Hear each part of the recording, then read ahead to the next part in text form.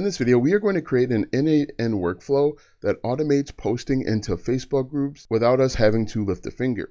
Now, this is a really cool and interesting little project that I put together for a number of reasons. One, there are literally billions of people that use Facebook every single month. You can see there 11.92 billion visits back in May. One of the problems with Facebook, though, is they're not a huge fan of automation. And so we have to put together a few different systems and softwares together to get this to work.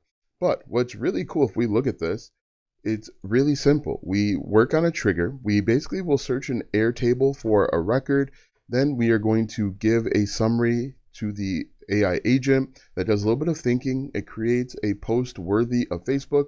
And then we do what's called an HTTP request. I'll explain all of this in just a moment.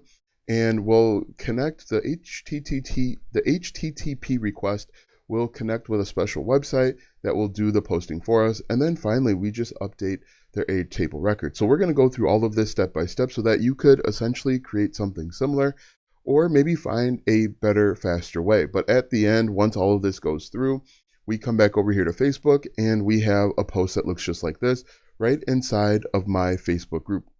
Now you might be wondering, what's the benefit of doing something like this? This is going to save me time. This is going to potentially make me more money. It's going to grow my audience without me having to lift a finger. One of the challenges that we run into is simply time and having to be everywhere. If you're posting on TikTok, for example, you still need to repost on YouTube and Instagram and LinkedIn and Twitter and Facebook groups. You need to post in all of these different places so that all of these people can see you and you can potentially grow. And with this automation and AI agent, this allows us to post in one place, spread our message across multiple platforms, and potentially grow our audience and make money. So let's go ahead and get into what we need to do step by step so that you could potentially build this too. So the first thing that we are going to do is we are going to go over to N8N and create a new workflow. What I do and what I like to do is I like to have these work on a schedule. So every hour, every couple hours, you're going out and checking to see if there's a new post. So I've got mine set to hours, and then every 1 hour, 60 minutes, it doesn't matter, okay? It's going to trigger, it's going to start this workflow every hour. The next thing that we want to do is we want to look at our Airtable. And the way that I have this set up is I have it set up so that whenever I upload a new TikTok video, the TikTok video gets spread itself across multiple platforms. I also put the TikTok video inside of a Google Drive automatically. The next step, and I'll even show you that workflow so that you can get an idea of what that is. So the video that I create gets uploaded to Google Drive. Then it starts actually this workflow. With this workflow, it is downloading the video to Amazon S3, AWS S3, and then it's using Amazon to transcribe the video. The reason why I went with Amazon is because it allows a larger file size. One of the constraints of OpenAI is that the file size is really small, and so you've got to do a few more steps to try and convert the video into audio only, and it kind of messes with it. Next, we wait for a certain period of time. I think it's maybe 20 minutes or so, and then it transcribes. We download the transcription. It then puts it into a summary, and then it stores it into Airtable, as you can see here. It also provides a link to the S3 URL, the transcription ID, and we've got the transcription as well as the summary. If you'd like, I can create a separate video showing you this process step by step. It creates a new Airtable record, and all of these are marked as no. So you can see I've got Twitter text post, LinkedIn text post, Reddit post, blog post, which I haven't set up yet, an Instagram image, which I haven't set up. I need to reconnect. And then also it creates an email based off of what I said in the video.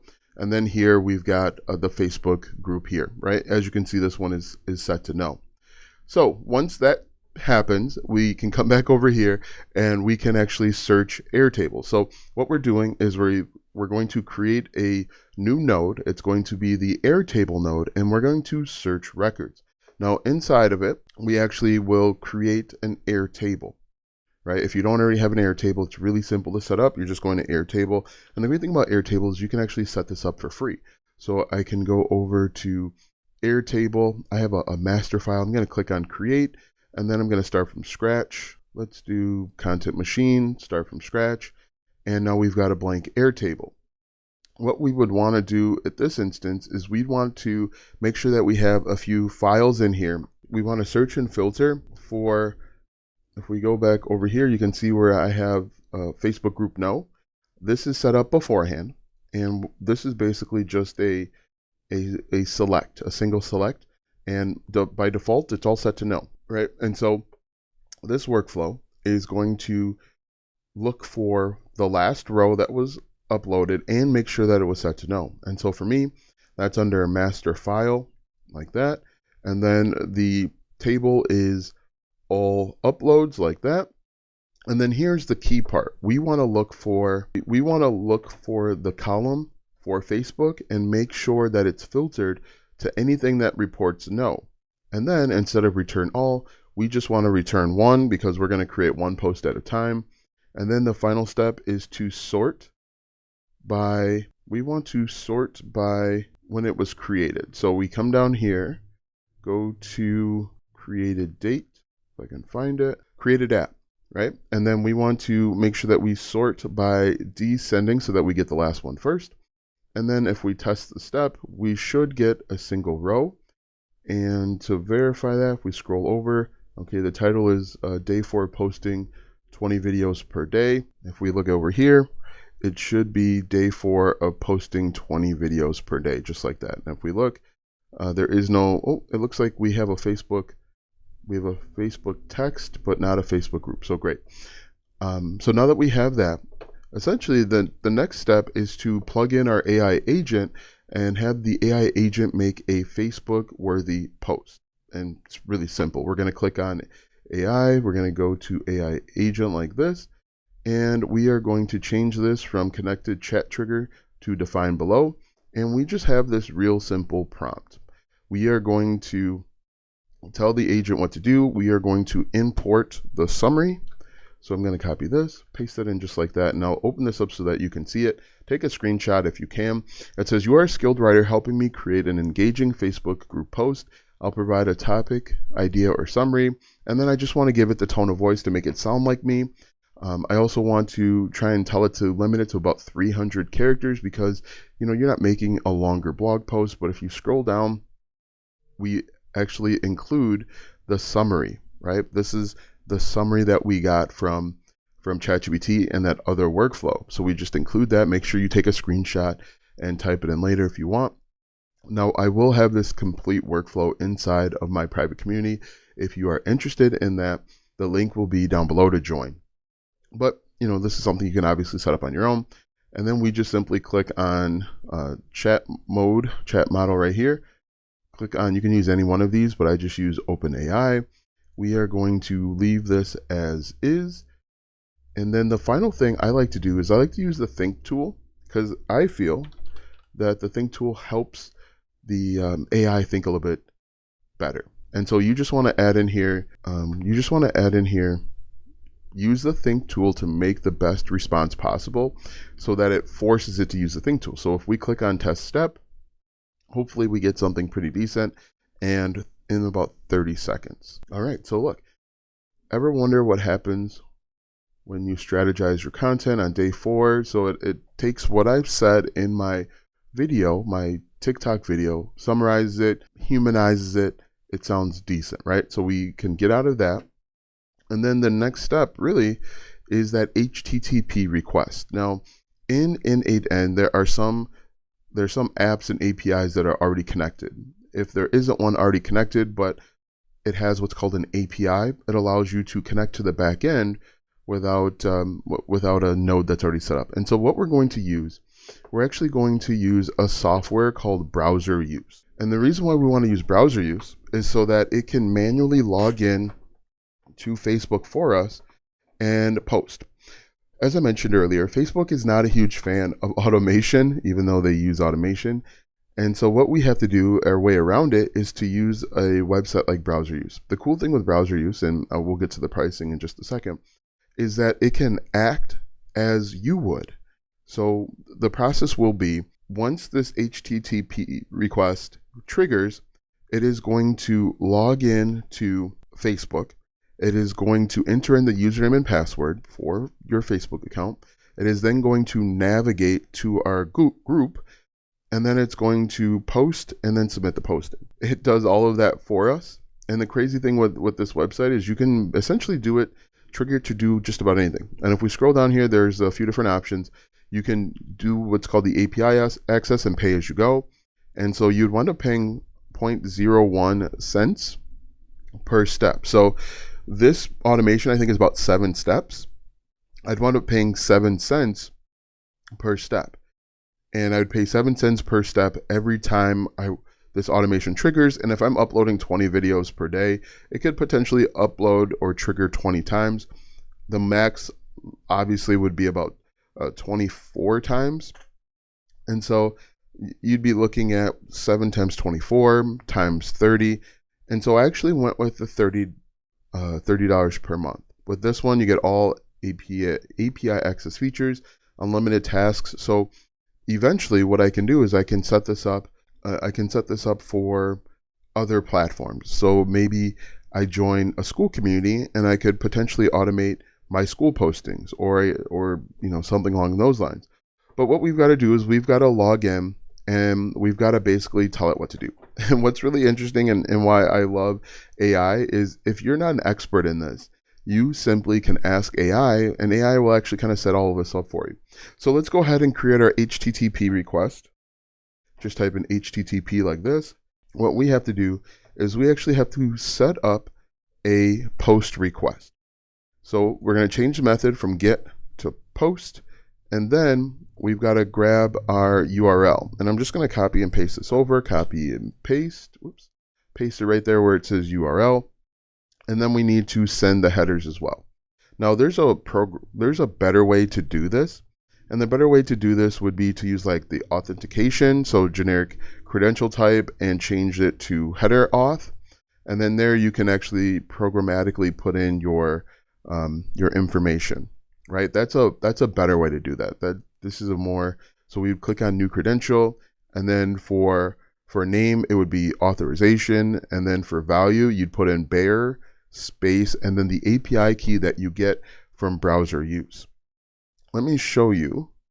Let me see if I can log in here, and I'll show you where you can go to find that API key. So once you log in, you click on billing and API, and you can see I've already used 28. I've already used about $1.60, somewhere around there's line. So you can see API costs vary from 1 cent to 3 cents per agent setup, and then I can add in additional. But what we can do here is we can come down here, click on create API key. It's going to create a key for you. You're going to give it a name, and then you simply would copy and paste that in right here. It's very important that when you do the value, it has to be bearer, BEARER, space, and then your API key. Click save, and then you'll have it. So I'm going to click close, and then just make sure that you give it the appropriate name. And then really important down here, what we need to do is we need to essentially send the body and tell it what to do. So we're going to click on send body. Then we're going to click on JSON using fields below. And then here we're going to put in a task. So we're going to just type in task because we want it to complete a task. And then here we're going to give it JSON, right? So I'm going to click on expression. I'm going to click on that. And so what you're going to have to do is you are going to have to outline the steps. And what I'm going to do here is I'm going to outline the steps, but I'm going to block off some stuff because some of this includes my username and password. All right, so let's go ahead and take a look what we've got going on here. So basically, this outlines the exact steps that the BrowserUse needs to take in order to post, right? So it says go to facebook.com, then wait for about 5 seconds. Then you are going to log in using the username and password that we give it. Then it's going to click login. Then you're going to wait for navigation. Then you are going to go to the URL. And just real quick, if you want to find the URL for your Facebook group, there's an interesting way to do it. I'm just going to go to Facebook here. You can see that inside, if you click on overview, this number right here is the group number. Okay, so you're going to copy this. You are going to put it right here where it gives you the group number. Then it says wait again. Then you've got to click on text box. So if we did this manually, so let's assume we get to home, it's going to go to your Facebook group. Then it's going to scroll down a little bit where it finds where it says write something. And I'm going to show you this live so that you can see how it works. It's going to click on it. And then from here, it's actually going to paste in the output that we got from the AI agent. That's what that says right here. And then it's going to click submit. And then just like that, we have a post. So I'm going to show you what that looks like step by step so that you can see what happens and you could potentially emulate this. All right. So these are the recent sessions. Let me just, I'm going to test the step over here so that you can see it. Test workflow, just like this. Okay, so now right now it's grabbing the AI agent. Actually, let me show you that so you can see the AI agent is working to create text based on my recent post. Now that HTTP request just hit. Let me go over to browser use. It should pop up just like that if we click on it. Now you can see as we work through, it is actually going to do this process step by step. The only issue that I've found that I've run into is sometimes Facebook will want you to confirm that you're signing in. It doesn't recognize the location. And so you're going to have to, you might get a notification that you've got to confirm it. And what's really interesting is browser use will hang on for just a moment. But you can see here that it's logging into Facebook and then it's waiting.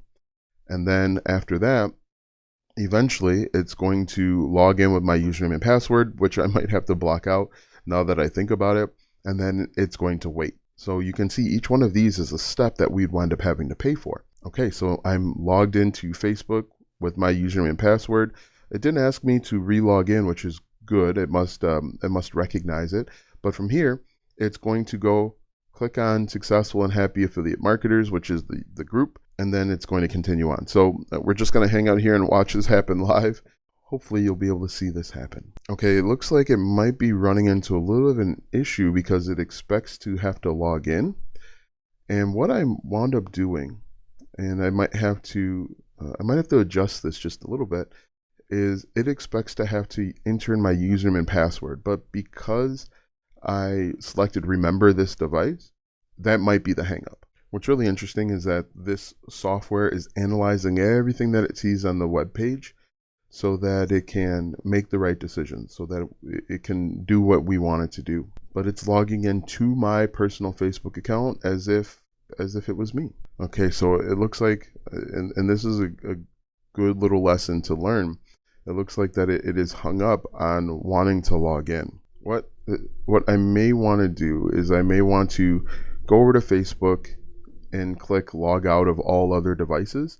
And so, or another option is to actually go back and change it here under my HTTP request. Under my HTTP request, where it says log in, maybe I get rid of it. And I'm going to have to block some of this out as well, just so that you don't get my username and password. In fact, once this is done, once this fails one more time, that's exactly what I'll do. I'll delete the step where it needs to log in, and then we can hopefully move from there. So let me just, while that's working. Okay, what's really interesting now is it seems to have figured itself out. I didn't have to make any changes, but it's going to go ahead and it looks like it figured itself out. And now I am inside of the group, or browser use is inside of my group. And I didn't do anything really to make this happen. It's going to scroll down. It's going to find where I need to post, and it's going to do all the posting for me. And I can just sit back and watch. And then we can simply verify that this happened by going into the Facebook group. So this is my most recent post from 17 hours ago. But if we go over to browser use, it's waiting because that's what we told it to do. But once it's done waiting, we can, we'll see that it will actually make a post. What's really interesting right now is that it looks like there is a separate action happening at the same time. Maybe that's why it's hung up. So as you can see, I went and clicked on the second action, and I think that might be the problem. But as you can see here, and I think that might be why we're getting a bunch of junk here. Two actions are happening at the same time. One because it's the automated process, and one is because we are testing it out. And so what I would need to do is I obviously need to go back in here and clean some of this up a little bit, but you can see that it works.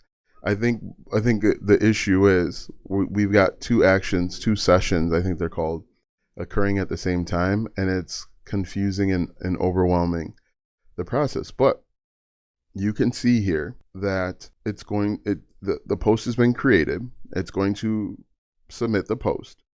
And then when we refresh over on Facebook, you can see it'll be there. So if we look at this right here, we click on refresh, we're going to see, hopefully we'll see, look, just now, All-Star Contributor, that's me. That is the exact post that we just ran. And to show you, let's see, Sabrina Carpenter is dropping a new album. Sabrina Carpenter is dropping a new album. So if I click on view more, some of this got confusing. What I can just do is go in here, click edit, post, and clean this up, which is really weird. I'm not sure why that happened. It's fascinating to see her grow. So we can just kind of delete all of this. Reflecting on these elements, what are your thoughts? So I'm going to click save. We've got that fixed, but this automates the process of having to post inside of a Facebook group. Now, if you run into an issue like that, simply go over to ChatGPT and say, I'm using BrowserUse and I've run into this issue, and you can actually troubleshoot it. But I'm pretty sure the reason why I ran into it is because two things are happening at once. And I think this is stuck. So we're just going to click stop here and go from there. But what's really cool about BrowserUse is you can automate, I guess, almost any task that requires a website and a web browser. The final step to doing this is to update your record inside of Airtable to yes, so that it doesn't keep doing the same one over and over again. So if we go to master file, scroll all the way down, we should have yes there, awesome. And so this is going to run on autopilot just for you. And then I saw somewhere that you should always end your operations with no operation, do nothing. That is up to you. So I'm just gonna, so I just got to clean this up a little bit, but that's the process. It's simple, it's easy. What's really awesome is that BrowserUse has an API, and inside of the API, they actually have documentation. And so if you go over to documentation, what you can do is actually kind of build out exactly what you need. So if we go down to like run task, it gives us the curl request that we can actually copy and paste right into N8N. You can add in your you can add in your API key, and it'll actually copy and paste it right in. So let me just show you what that looks like. You can copy like this, come back over, double click on HTTP request, click on import URL, import curl, I'm sorry, paste that in, click import, and it actually does everything that you need. And so you don't have to overcomplicate it. Now, again, if you are struggling with, if you're struggling with this, go over to ChatGPT and say, how do I fill this out for whatever it is that your need is? And in this instance, we want it to log into Facebook. And so we just say, adapt this curl request for creating content or posting on Facebook. But if you looked at my original JSON here, it actually had the step by step. Make sure you screenshot that too. Make sure that you like, comment, follow, share, subscribe, do all that good stuff. If this video was helped you out. If not, we'll see you in the next video.